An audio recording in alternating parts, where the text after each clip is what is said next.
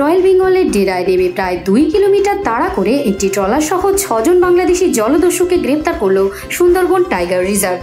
ধৃতরা হলো বাবলু, মোহাম্মদ রাজু সর্দার, ইসরাত খান, শেখ রাসেল, মোহাম্মদ আলী শিকারি, মোহাম্মদ ইলিয়াস।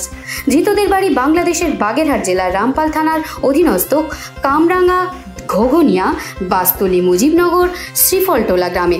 জানা গিয়েছে বুধবার সুন্দরবনের ন্যাশনাল ইস্ট পার্ক রেঞ্জের বাগমারা 4 খাল সংলগ্ন সুন্দরবনের ন্যাশনাল ইস্ট পার্ক রেঞ্জের রেঞ্জার স্বপন কুমার মাঝি, ট্রেনি রেঞ্জার নবকুমার সাউয়ের নেতৃত্বে অরণ্য সাথী সুকুমার মণ্ডল, প্রশান্ত দাস, আশরাফ মোল্লা, তারক গায়েন সহ 6 সদস্যের একটি দল নজরদারি করছিলেন। সেই সময় তারা দূরবীন দিয়ে দেখতে পান বাগমারা 4 কম্পার্টমেন্টের বাগমারা খাল সংলগ্ন সুন্দরবন জঙ্গল এলাকায় 2 জন ব্যক্তি ট্রলার থেকে নেমে সুন্দরবন জঙ্গলে যাচ্ছে।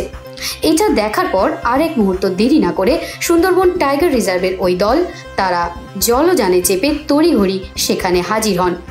নিজেদের জীবন উপেক্ষা করে তারা সুন্দরবনের রয়্যাল বেঙ্গলের ডেরায় নেমে পড়েন। সেখানে প্রায় 2 কিলোমিটার পথ তাড়া করেন জলদস্যুদের। দীর্ঘক্ষণ চলে জলদস্যুদের সঙ্গে লুকোচুরির খেলা।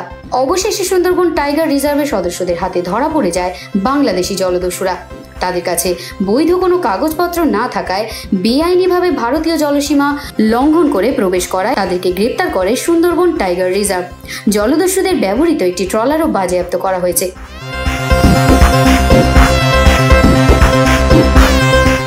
বিবি বাংলা নিউজ টিম।